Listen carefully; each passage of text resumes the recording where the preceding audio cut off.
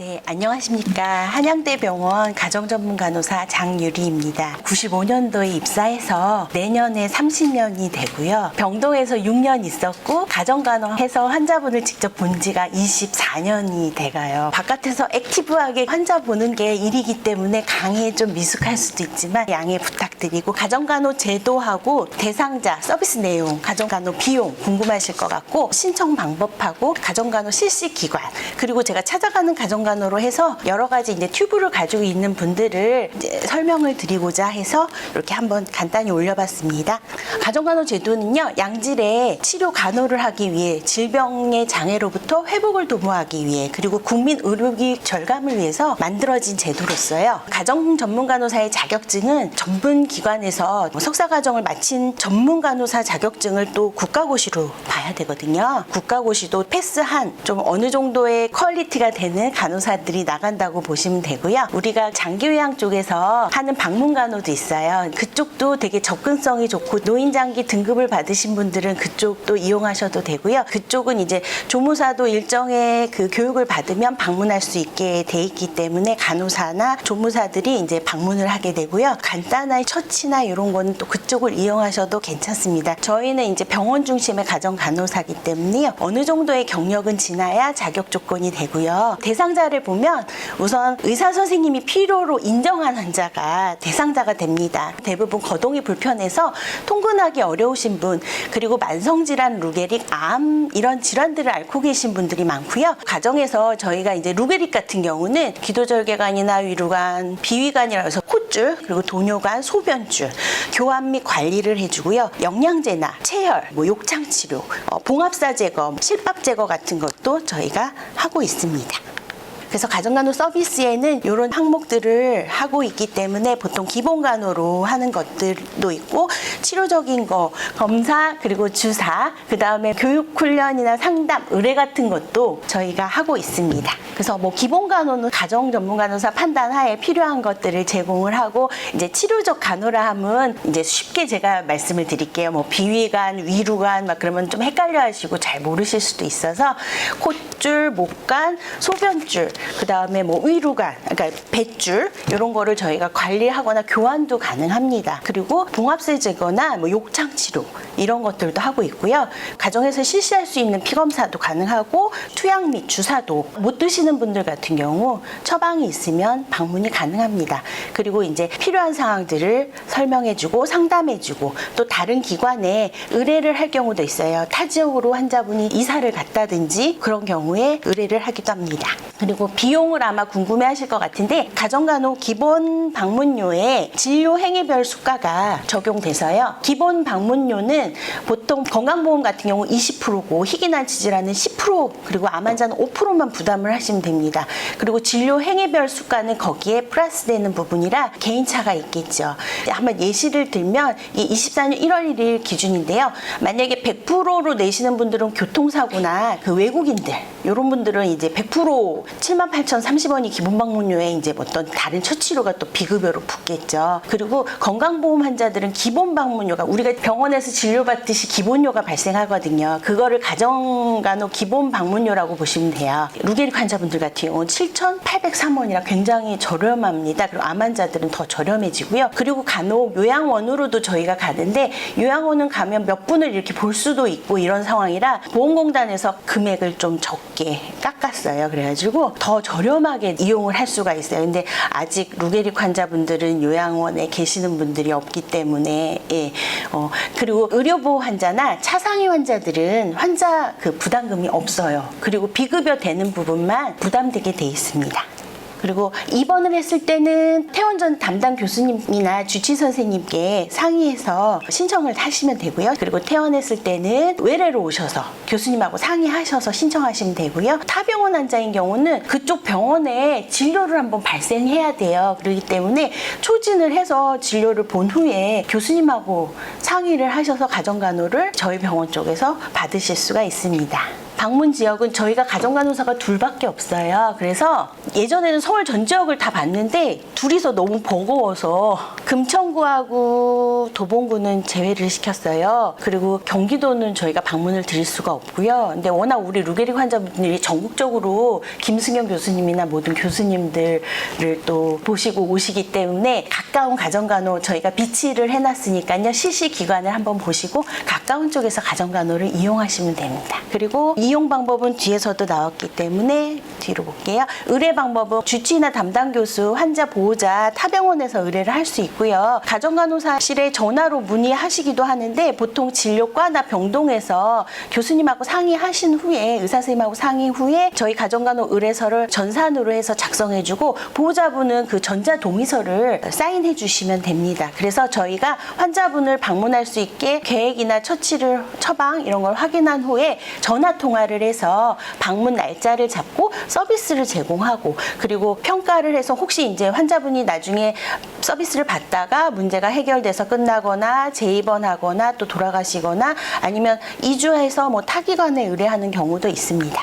그래서 가정간호 실시 기간이 전국적으로 192개 있어요. 아무래도 서울, 경기, 인천으로 많이 몰려있는 경향이 있습니다. 그리고 제주도는 한 개밖에 없네요. 이렇게 참고로 보시면 되고요. 그리고 이거는 모든 관을 가지고 있는 환자분들한테 필요한 준비 물품인데요. 혹시 콧줄이나 위로관을 했다 하시는 분 있으세요? 예, 한 분 계시고 그 목관까지 했다 하시는 분. 아, 다 하셨네요. 그리고 혹시 소변줄은 가지고 계신 분도 계시고요. 다 가지고 계시고 아직까지는 다 초기들이 많으신 것 같아요. 근데 제가 가는 환자분들은 거의 3, 4기, 4기가 되게 많으세요. 그러니까 와상 상태인 분들이 많기 때문에 하늘 천장만 쳐다보고 계세요. 하루 종일 누워 계시기 때문에. 근데 눈이 너무 부신 거예요. 그래서 항상 불은 또 껌껌하게 끄고 계셔서 제가 딱 들어가면 아주 암흑 세상 같아요. 그러면 제가 처치하려면 화내야 되니까요. 불을 좀 켜시라 그러고 환자는 선글라스를 씌워드려요, 제가. 근데 이제 남자분은 선글라스 죄다 버리셨더라고요. 그래서 부인 것도 끼고 계시고 막 그러거든요. 요거는 이제 시술을 다 하신 분들이 필요한 물품을 나열을 했고요. 저희 브로셔를 제가 바깥에다 비치해놨거든요. 필요하신 분들은 가져가서 보시면 되고요. 꼭 루게릭 환자는 아닌데 예전에 만들어 놓은 책자라 혹시 필요하신 분이 있으면 그냥 전반적인 환자 돌보기에 대한 관한 거거든요. 필요하시면 가져가시면 됩니다. 그리고 루게릭병은 워낙 교수님들이 말씀을 잘 해주셔서 말씀드릴 건 없지만 간단하게 이제 운동신경계가 파괴되는 질환이잖아요. 환자분들마다 근육이 약화되거나 근위축, 뭐 사지형해서 구음장애, 뭐 연화장애, 강직증세 이런 게 올 수도 있고 가끔은 인지장애나 감정변화, 수면장애, 통증, 침범 부위에 따라 개인적인 증상이 너무 다양해서 간호하는데도 굉장히 다양한 부분이 있습니다. 그리고 1단계, 2단계, 3단계, 4단계로 보시면 그러니까 1단계는 대부분 일상생활 가능하고요. 2단계는 타인의 도움이 시작되는 시기고 3단계는 타인의 도움에 의존해야 하는 시점이 있고요. 요때 돼서 가정간호를 뭐 이제 주사, 수액, 영양제를 좀 놔주세요 하고 의뢰되시는 경우가 있어요. 그리고 4단계는 이제 위루관이나 기도절개관, 콧줄, 목관, 소변줄 뭐 이런 거를 가지고 계시면서 타인의 도움이 완전히 필요한 경우로 이렇게 나눌 수가 있습니다. 그리고 제일 많은 합병증이 호흡 근육이 약화돼서 환기가 잘 안 돼서 이산화탄소가 몸에 쌓이거나 폐렴이 생기거나 분비물 제거가 잘 안 돼서 그렇게 되면 폐 용량도 감소하고 제한적인 폐질환이 오기도 하면서 얕은 호흡을 하게 되고 심호흡을 못 하게 되기 때문에 무기폐가 생기는 경우가 많기 때문에 무기폐를 예방하기 위해서 엠부 같은 거를 중간에 심호흡하듯이 저는 짜주라고 그래요. 그냥 스스로 심호흡을 해주면 좋은데 그게 안 된 경우 엠부를 가지고 계셔서 그거를 이제 심호흡하도록 말씀을 드리고 좀 심하신 분들은 기침 유발기도 약간의 그 폐 기능을 팽창시켜주는 역할을 하기 때문에 같이 해주시면 좋거든요. 정말 간단한데 우리가 보통 복식호흡, 심호흡하는 게 굉장히 중요하거든요. 그래서 집에 산소 포화도 측정기가 다 있고 저도 가져가서 측정을 해드려요. 근데 확실히 심호흡하기 전에는 90 초반대 나오다가 심호흡 해보세요 하면은 이제 95 이상으로 올라가셔요. 그게 확실히 눈에 보이거든요. 그러니까 우리가 그냥 평상시 얕게 하는 호흡은 운동이 아니고 심호흡하듯이 크게 최대한 들여 마셨다가 최대한 빼주시는데 복식으로 해주시면 해주시면 더 좋고, 이왕이면 뭐 누운 자세건 앉은 자세건 인지하기 위해서 뭐 책을 올려서 심호흡을 하셔도 되고요. 심호흡이 굉장히 기본적이면서도 중요하거든요. 그리고 가래 배출법은 뭐 거동하시는 분들은 많이 움직여 주시면 돼요. 뭐 앉은 자세건 누운 자세건 자세를 변경해주면 배출하기가 용이하고요. 필요하면 거담제나 이런 거를 사용할 수도 있고, 잘 못 뱉으신 분들은 석션을 해주는 경우도 있고요. 굉장히 기본적이긴 하지만 초기 환자분들은 이거 아주 유념하셔서 손 씻기 잘 해주시고, 양치질 잘 해주시고, 기침, 가래 잘 뱉으면서 항상 주변을 청결하게 해주시고, 실내 온도나 습도도 잘 유지해 주시고, 마스크 착용도 해주시고요. 예방 백신도 중요하고요. 가벼운 운동, 영양, 수면도 충분히 해주시고, 스트레스가 아무래도 적어야 하니까요. 그리고 감기에 좋은 음식은 다들 아는 것들이에요. 감귤류, 녹황색 채소, 마늘, 양파, 생강, 무, 대추, 표고버섯, 감, 꿀, 유산균 이런 것들이 있고요. 그리고 기도절개가는 뭐 이게 막 복잡하게 써져 있지만 호흡이 코나 입으로 잘 안 되시는 분들을 목에다가 뚫는 거예요. 환자가 호흡하기 너무 힘들면 어쩔 수 없이 목관이라고 해서 기도절개관을 삽입을 해요. 여기로 이제 가래도 배출하고 인공호흡기도 걸어서 환자분들이 호흡이 용이하게 해주는 역할로, 환자분들이 마지막에 호흡이 너무 힘들 경우에 택하는 방법이고, 그 전에는 마스크를 사용해서 인공호흡기를 하시면 됩니다. 이런 거는 나중에 자료를 보시면 준비 재료나 시행 방법 같은 거는 보시면 다 아시고, 닥치면 또 잘 하고 계세요, 보호자분들이 집에서. 목관 튜브 종류를 간단히 보면 풍선이 있는 커프형과 풍선이 없는, 커프가 없는 일반형이 있는데,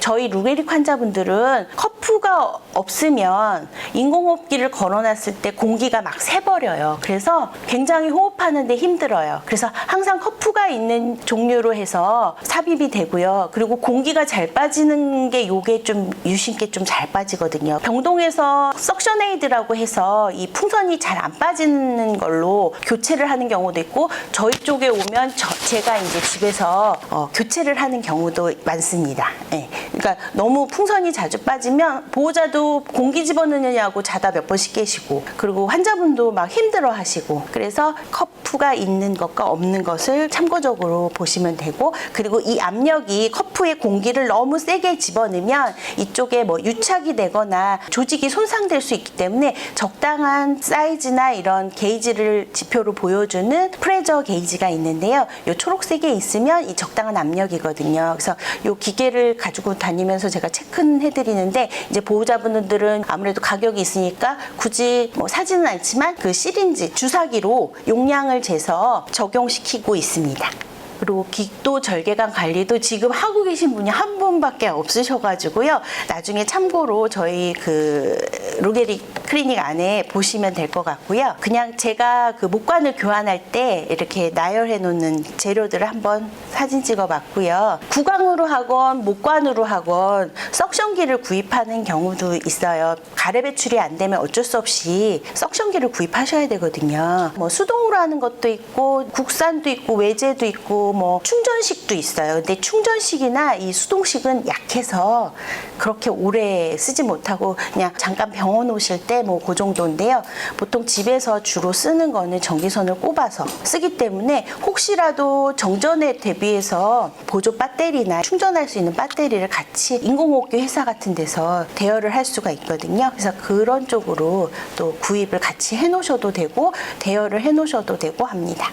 흡입 방법도 지금 카테터를 가지고 계신 분이 한 분밖에 없어서 유인물 참고로 보시면 다 병동에서 많이 하는 것들을 보기 때문에 다들 잘 하시더라고요, 집에 오시면은. 그리고 아까 말씀드린 기침 유발기, 기종이 여러 개긴 한데 수동으로 하는 것도 있고 자동으로 하는 것도 있고, 이거는 원리가 공기를 훅 넣어줬다가 훅 빼주는 거예요. 그래서 이 가래를 확 빼주거든요. 그리고 나서 석션을 해주면 좀 효과가 더 좋아요. 그래서 환자가 뱉어내지 못하는 가래를 좀 빼줄 때 이 기계를 적용하고 있습니다. 이제 만약에 출혈 소인이 있는 환자분들 같은 경우는 압력이나 이런 거에 약간 제한을 받을 수 있어서 교수님하고 상의해서 하시면 되고, 기도절개관 하고 계신 분들, 인공호흡기 하고 계신 분들은 보험 적용이 돼요. 처방전을 받으시면, 그래서 인공호흡기 처방전 받듯이 기침유발기도 처방을 받아서 하시는 경우 경우도 있고 또 보조적으로 이것도 어느 정도 재활도 되는 셈이거든요. 공기를 확 넣어줬다 빼주기 때문에 구비해 주실 수 있으면 같이 구비하면 좋고요. 만약에 인공호흡기를 안 가지고 계신 분들은 잡이라 가격이 좀 비싸게 되죠. 기침 유발기 원리는 아까 제가 설명했듯이 그런 원리로 작동하고요. 인공호흡기 종류는 굉장히 많아요. 그리고 점점 더 업그레이드되고 초창기 모델 요거 지금도 이거 쓰시는 분도 있어요. 다른 거랑 병용해서 쓰시는 분도 계시고 그러거든요. 적용 시기는 숨이 너무 차다든지 사례가 자꾸 걸려서 폐렴이 생기고 아침에 머리가 무겁고 두통이 심하다. 그거는 혈중 이산화탄소가 축적돼서 배출이 안 되니까 그런 증상들이 있을 수 있고요. 그리고 호흡기 검사를 통해서 폐활량이나 동맥혈 검사를 통해서 떨어져 있으면 어쩔 수 없이 인공호흡기를 하셔야 되고 요즘에 뭐 코마스크, 입마스크 이렇게 다 간편하게 할 수도 있지만 그것도 자극이 좀 되는 경우들이 있기 때문에요. 너무 참지 마시라는 거를 알려드리고 싶어요. 삶의 질이 너무 떨어지니까 인공호흡기는 하실 수 있을 때 또 마스크라도 적용하시는 게 좋다고 봅니다. 마스크로 하는 경우와 기도절개가 목관을 통해서 호흡하는 호흡기 적용이 있습니다. 그리고 응급시 대처 방법도 기관전개를 혹시 하셨다면 엠블백을 항상 옆에 두셔야 돼요. 환자가 호흡이 너무 안 좋거나 기계가 혹시 안 될 경우가 있어요. 간혹 뭐 전기선 어디가 분리가 됐다든지 전기가 나갔다든지 그럴 때는 엠블백으로 충분히 해주시는 게 좋고요. 목 뒤를 젖히게 한 후 턱을 들어 올려야 기도가 잘 열립니다. 그래서 구강 대 구강 해도 되지만 이제 기도절개관을 시행하지 않은 분들은 엠블 짜줘도 괜찮습니다. 그리고 기도절개관을 시행할 경우에는 이제 엠블백으로 해서 1분에 한 12에서 15회이기 때문에 한 4, 5초에 한 번 정도 짜주시면 됩니다. 호흡이 1이라면 내쉬는 호흡은 2로 해서 시행하시면 되고요. 그리고 인공호흡기 대처 방법도 보시면 아실 것 같아요. 나중에 이런 알람이 뜨게 되면 얼른 해결을 해주셔야지 환자한테는 치명적일 수가 있어요. 분리가 됐다든지 이런 경우. 그리고 욕창이 흔히 많이 생기거든요. 옛날에 루게릭 환자들이 워낙 감각이 예민해셔서 운동신경은 안 되지만 감각신경은 굉장히 뛰어나시거든요, 환자분들이. 그래서 벌써 본인들이 불편하다 그러면 보호자들이 다 자세 변경을 해주시는데 의사 표현이 잘 안 되시는 분들 같은 경우는 이제 간혹 욕창들이 좀 많이 생기고요. 소변이나 대변을 봤는데 보호자분이 젖었다고 드라이기를 옆에 놔두고 말리다가 화상을 입는 경우가 은근히 많아요. 근데 환자는 말로 표현은 못 하는데 드라이기를 옆에 놓으셔가지고 화상 입은 경우를 몇 번 제가 봤거든요. 그래서 주의하셔야 되고 욕창은 어쨌든 뼈 돌출 부위에 마찰이나 쓸림이 있어서 우리가 환자가 머리를 올려놓으면 밑으로 자꾸 내려오잖아요. 그러면 다시 또 막 위로 잡아 당겨요. 그러면 이게 침구하고 마찰이 생기면서 계속 까지는 거예요. 그리고 병원에서는 이제 뭐 엑스레이 찍다가 밀어 넣는 과정에서 또 욕창이 발생하는 경우도 있고요. 욕창은 항상 유념해 주셔야 되고 욕창 원인을 제거해 주시고 피부 청결, 체위 변경은 아주 중요한 사항입니다. 요런 데 부분에 많이 생겨요. 누워 계시면은 요 머리 뒤쪽에도 생기고 요런 청골 쪽이나 엉덩이 쪽이 많이 생기고요. 발 뒤꿈치에도 많이 생겨요. 앉았을 때는 요런 콕시스라고 해서 미골이나 마르신 분들이 그러니까 많이 생기는 거죠.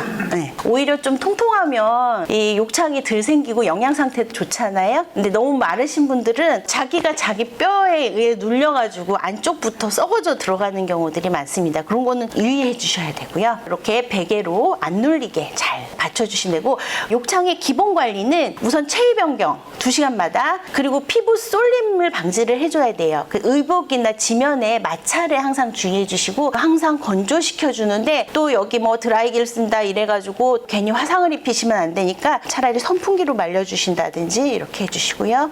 그리고 드레싱용에 간단히 보면 균, 진균, 바이러스. 그래서 저는 베타딘을 많이 써요. 여기에는 균, 바이러스, 살균 효과가 있고요. 그 다음에 이게 빨갛게 남으니까 저는 튜브 교환할 때 크로로엑시딘도 같이 쓰고 있거든요. 조금 따가울 수는 있어서 정상 피부에 적용하시면 되고 에탄올 같은 게 알코올도 좀 따가워요. 그런 거에 비하면 베타딘은 좀 덜 아프고 너무 빨간 약이 보기 싫다 그러면 깨끗한 생리식염수로 마지막에 닦아주셔도 돼요. 모든 치료는.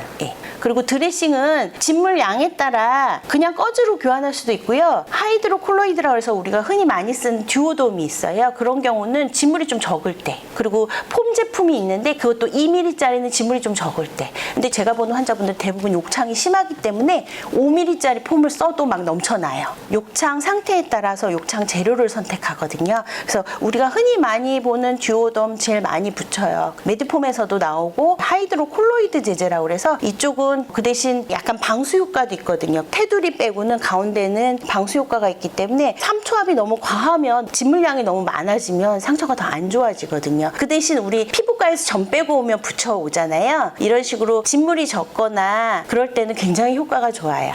그래서 1, 3단계 욕창에 사용 많이 하고요. 근데 이거는 농 같은 노란색 분비물이 나오는데 얘가 좀 흡수되면 녹아가지고 그런 게 나오긴 하는데 너무 균이 갇혀 있을 수 있어요. 피부가 깨끗하지 않은 상태에서 감염된 상태에서 붙이게 되면 그래서 그거는 조금 확인을 하고 붙이셔야 되고요. 이제 메디폼이나 뭐 이지폼, 메필렉스, 알레빈에서 나오는 이런 제품들도 이런 거는 진물이 많은 상처에는 굉장히 효과가 좋고 압력을 완화시키기 때문에 뼈가 돌출되고 살이 없는 분들은 이 도톰한 걸 붙여놓으면 굉장히 효과가 좋아요. 그래서 집에 있는 환자분들 다 이걸로 저희 치료하고 있습니다.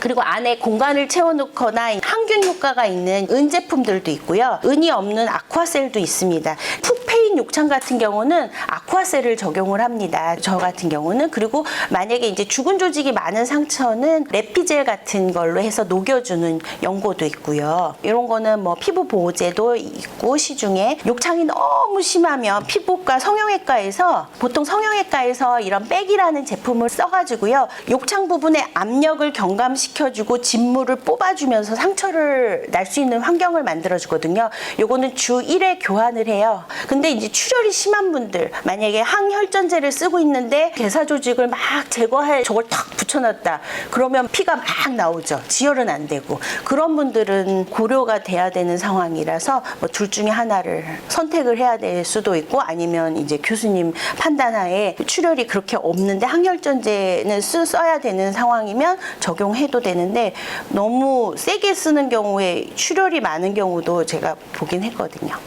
그래서 욕창을 집에서 이렇게 치료할 때 이렇게 공간이 있는 부분은 요 가운데 공간을 뭐 칼토스테이트나 아쿠아셀 같은 걸로 안에 알지네이트를 적용을 시키고 그 다음에 폼 제품을 붙여줍니다. 이거는 보드가 있는 겉에 데일밴드처럼 겉에 테이프가 고정되어 있는 거고 근데 저희가 이게 보험이 되긴 하는데요. 개수 제한이 있기 때문에 저희는 큰 거를 잘라서 쓰고 있어요. 4개씩 해서 4주간을 보험이 적용이 되기 때문에 한 번 처방에 나갈 때 왕창 좀 해가지고 가요. 보험되는 범위 내에서 쓰고 최대한 쓰죠. 그래서 요거는 지금 작은 거를 예시를 들었고요. 요거는 지금 화곡동 환자분인데 지금 하고 있는 분인데요. 루게릭 환자분인데 아무 시술은 안 하셨어요. 근데 환자분이 약간 인지장애도 있으셔서 표현을 못 하시는데 보호자분하고 두 분이 사시는데 연세도 좀 있으세요. 근데 화곡동이라 너무 멀어서 제가 한 달에 한 번밖에 못 가드렸거든요. 그래서 교육을 시켜드렸어요. 이런 식으로 해주시고 중간에 한 번씩 사진을 보호자한테 찍어달라고 해서 제가 봐드렸는데 첫 방문 시에는 이 정도의 사이즈였었는데 4-3cm 정도의 사이즈였어요. 근데 지금 이게 한 절반으로 줄었죠. 한 달 있다가 이렇게 절반으로 줄였어요. 제가 보험되는 재료를 제공하고 드레싱 방법도 알려드리고 체위 변경도 중요하고 그리고 여기에 소변이 절대 들어가면 안 되기 때문에 기저귀 관리를 잘 해주셔야 된다고 말씀드렸는데 이제 보호자분이 생계를 위해서 일을 또 나가시기 때문에 한 3-4시간씩 5-6시간씩 비우시는 시간이 많아서 그러면 소변줄을 좀 끼면 어떨까요? 라고 말씀을 드렸는데 환자는 표현은 못하지만 그거 되게 불편하고 아플 것 같다고 보호자는 하지 마시라고 최대한 해보겠다고 해서 나중에는 이게 어제 받은 사진이거든요. 거의 다 지금 났습니다. 3월 달부터 해가지고 3개월 만에 이렇게 욕창이 좋아지셨네요. 예. 여러분들도 다 이렇게 가정간호사 도움을 받으시면 이렇게 좋아지실 수 있습니다. 그러니까 막연히 저희 많이 방문해 주세요. 불안하니까 막 그러세요. 근데 가정간호사가 둘밖에 없다 보니까 또 루게릭 환자도 많아요. 루게릭만 보는 게 아니라 암 환자도 보고 신장내과에서 뭐 샘플 하시는 분도 있고 막 이러니까 저희가 이제 자주는 못 가드리지만 먼 지역은 한 달에 한 번이라도 가서 교육시켜드리고 튜브 같은 거 다 교환해드리고 하거든요. 그리고 요거는 그 심한 상처에 백을 적용했을 때 때 이렇게 큰 상처도 안에 재료를 써서 흡입을 시켜주고 압력을 경감시켜주고 진물을 뽑아주거든요. 기계가. 이런 욕창이 이렇게도 돼요. 그러니까 성형외과에서 기계를 달고 퇴원을 하시면 제가 일주일에 한 번씩 가서 교환을 해드리거든요. 이렇게 다 나으신 사진이고요. 위로간도 어떻게 보면 너무 늦게 하시면 이거는 이미 너무 늦었기 때문에 차라리 체중 감소가 너무 심하다든지 살에 걸려서 폐렴이 심해진다든지 탈수가 온다든지 이럴 때는 꼭 고려해야 되시는 상황이고, 콧줄도 할 수는 있지만 제가 콧줄도 다 교환해드리거든요. 근데 루게릭 환자분들은 장기적으로 가는 경우들이 많기 때문에 이왕이면 위로간을 하시는 게 더 좋습니다. 그리고 위로간 이제 적응하는 경우는 이런 경우 아까 말씀드렸지 흡입성 폐렴 같은 게 생길 수도 있고, 폐활량도 많이 줄고 체중도 너무 감소하고 식사를 1시간 이상 막 하게 되고 이럴 때는 꼭 고려를 해보셔야 됩니다. 같은 말이 계속 반복되는데요. 삶의 질이 향상되고 흡입성 폐렴도 예방되고 생존도 연장되고, 그리고 일찍 결정할수록 어떻게 보면 좋을 수 있습니다.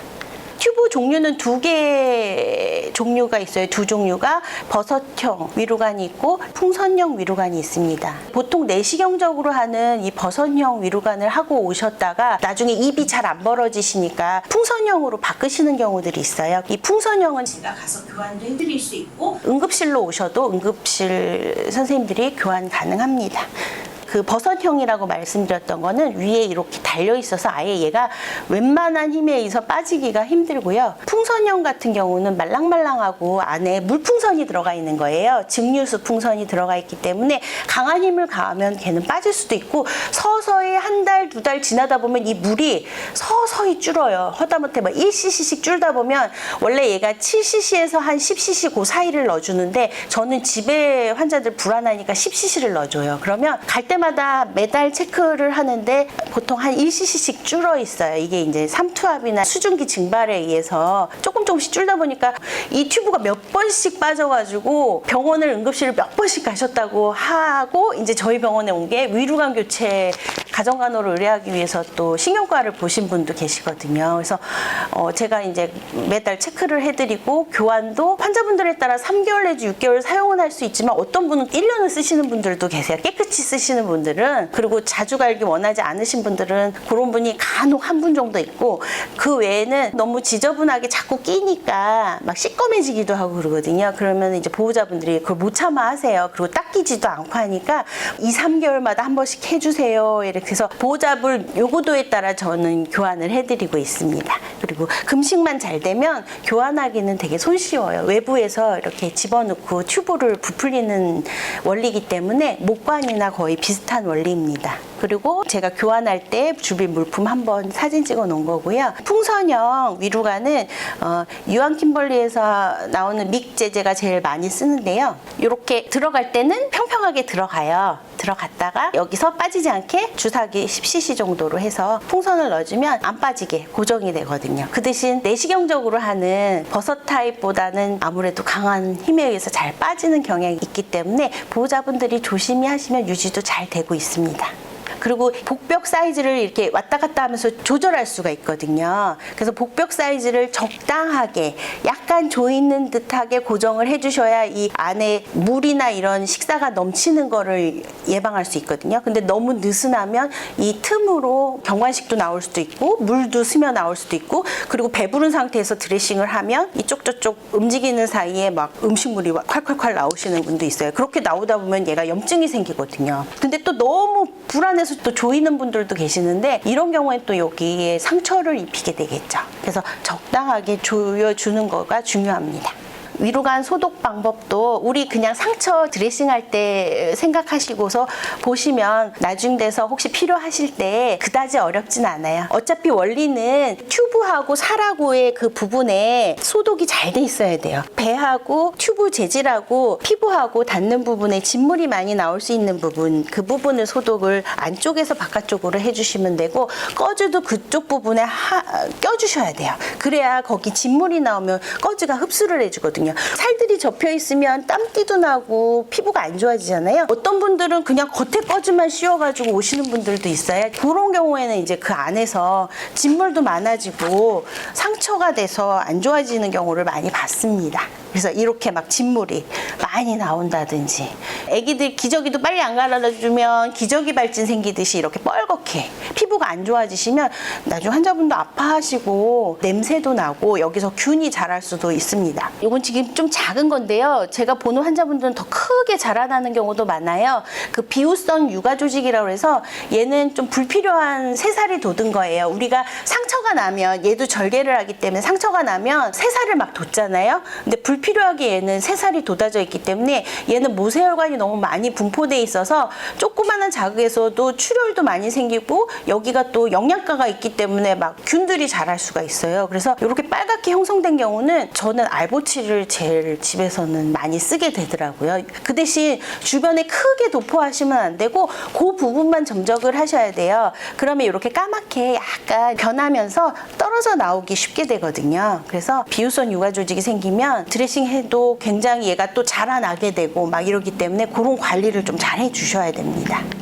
그래서 이 알보치는 원래는 구내염 치료제인데요. 여기 나와 있듯이 살균, 소독 효과가 있고 변성괴사된 조직에 선택적으로 작용을 하기 때문에 빨간 살을 약간 까맣게 만들어서 떨어지기 편하게 만들어줍니다. 그리고 경관영양식, 영양이 정말 중요해서 경관영양식을 선택하는 경우가 많으세요. 그래서 배에다가 구멍을 뚫는다는 자체를 되게 거부하시는 분도 많고, 제가 본 환자분은 이제 정말 집도 잘 사시고 환자분도 너무 좋으신 분인데 위루관 하는 거를 너무 싫어하셨어요. 아무리 설득을 해도 위루관을 안 하셔서 결국은 생을 좀 짧게 이렇게 하고 가셨는데 너무 안타까워요. 계속 설득을 많이 어떻게 했으면 되지 않았을까라는 생각도 드는데, 그래서 저는 오히려 콧줄보다, 콧줄은 환자 같잖아요. 근데 배에다 뚫어놓으면 환자 같지 않고 되게 편안해 보이고, 영양식을 주는 자체가 우리가 아무리 좋은 죽이나 미음을 써서 줘도 경관식만큼 못 따라잡거든요. 그래서 경관식은 좀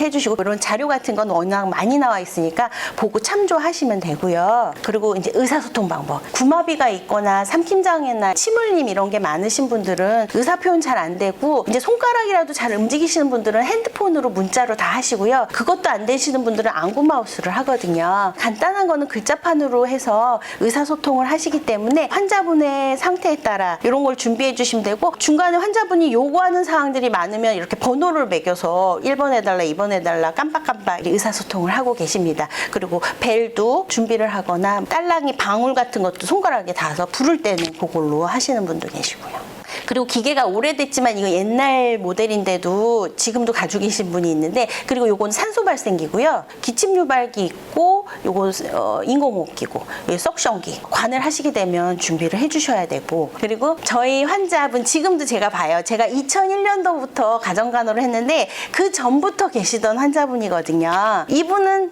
워낙 다 시술을 하신 상태에서 의뢰가 됐기 때문에 지금도 같으세요. 변함 없으세요. 그래서 이렇게 막 가족들이 데리고 뭐 충주댐이나 양재천도 뭐 일주일에 3번씩 가셨다고 그러더라고요. 요즘에는 병원 근처로 이사 오셨는데, 그리고 제가 갔을 때는 이분의 자녀분들이 초등학생이었는데 지금은 결혼을 해서 아기를 낳아서 손녀가 이렇게 설날 세배하려고 이렇게 딱 앉아 계시고, 그리고 여기는 상암 경기장인데 환자분이 축구를 너무 좋아하셔가지고 아주 어렵게 표를 구해서 외국 선수들 올 때 축구도 이렇게 관람하시고 인공호흡기 지금 달고 계시거든요, 뒤에는. 그리고 가족끼리 캠핑도 이렇게 즐기고. 저는 이게 너무 좋은 것 같아요. 저희 환자분들이 워낙 낙이 없는 사기 환자분들이 대부분이잖아요. 근데 이렇게 해주시니까 저도 너무 감사하고, 요거 같은 경우는 제가 예전에 봤던 분이신데 이분은 세무사 공무원인 여자분이셨어요. 안구마우스로 이분은 톡을 하세요. 사진도 보내주시고, 그것도 벌써 한 10년도 넘었거든요. 그분한테 혹시 제가 강의를 하는데 좀 해주실 말씀 없으세요? 했더니 톡으로 이렇게 보내주셨던 걸 제가 예전에 캡처해 놓은 거거든요. 그래서 한번 읽어드릴게요. 전 66세 7년차, 위루관 5년 됐고 기도절개술 4년 된 환자라고 소개를 해주셨네요. 그리고 돌아보면 많이 아프고 힘든 시기였어요. 눈물도 많이 흘렸지요. 구마비 시작되면서 위로관 수술을 할 시기가 개인차가 있겠지만 비교적 빨리 옵니다. 이때 시기를 놓치지 말고 해야 합니다. 이 병은 호흡이 힘들고 기도술은 피할 수 없어요. 늦게 할 수 있으면 얼마나 좋겠어요. 저는 기도관 피하다가 응급 상황에서 중환자실에서 고생하고 또 생명을 잃은 환우를 여러 보았어요. 선택은 어떻게 보면 또 보호자의 몫이긴 해요. 환자도 원할 수도 있지만 환자가 원하지 않는 경우 보호자가 원하면 또 하시는 경우들이 많기 때문에요. 그래서 저도 기도절개술 후 호흡이 편하니 살아있음에 감사했고 볼 수 있고 목소리를 들을 수 있고 자식들의 정도 느낄 수 있어 감사했어요. 기도절개는 결코 연명치료나 생명연장 장치가 아니라 그것은 소중한 생명에 대한 최선을 다하는 것입니다. 어떻게 보아도 기도절개가는 생명에 대한 소중함과 존엄성을 아는 현명한 환우 보호자들의 선택입니다. 특히 우리 루게릭병 환자 특성상 마지막까지 영롱한 정신을 가질 수 있기에 최선을 다해야 되는 것으로 생각됩니다. 어떤 응급 상황이 올지라도 전 응급시 챙겨야 할 물품을 적어 놓았습니다. 우리의 삶이 힘든 하루의 일상이지만 우리도 표현 못해서 가족한테 많이 미안해하고 고마워하고 있어요. 환우님들 힘드시겠지만 세상사 모든 일 마음먹기에 달렸잖아요. 일체 유심조라. 또 피할 수 없음 즐기란 말 기억하시고 사랑하는 가족 생각하시어 우리에게 주어진 시간 사랑하며 미소 지을 수 있기를 간절히 바래요. 오늘은 남편이 더 진행하지 말고 지금처럼 오래 내 곁에 있어만 줘 하는 말이 희망을 가지게 됩니다. 이 한마디 한마디가 보호자 또는 간병인들이 하는 그 한마디 한마디가 비수가 되기도 하고 희망이 되기도 합니다. 그래서 환자분이 너무 좋은 이렇게 글을 보내주셔서 제가 강의 때마다 이렇게 한 번씩 되새기고 있습니다. 죄송합니다. 너무 지금. 그리고 요거는 지금 현충원 사진이에요. 제가 엊그제 가서 잠깐 산책해다 찍었는데 주차료는 무료고요. 안에 나무숲도 많고요. 매점이나 식당도 있고 화장실도 많이 있거든요. 곳곳에 산책할 수 있고 드라이브 할 수 있기 때문에 지금은 너무 덥고요. 벚꽃 피는 봄이나 단풍 지는 가을에 굉장히 좋은 즐길 수 있는 장소라고 생각돼서 사진을 올려보았습니다. 여러분은 가족에게 가장 소중한 분입니다. 당신을 사랑하고 당신이 옆에 있음에 감사합니다. 이상 마치겠습니다.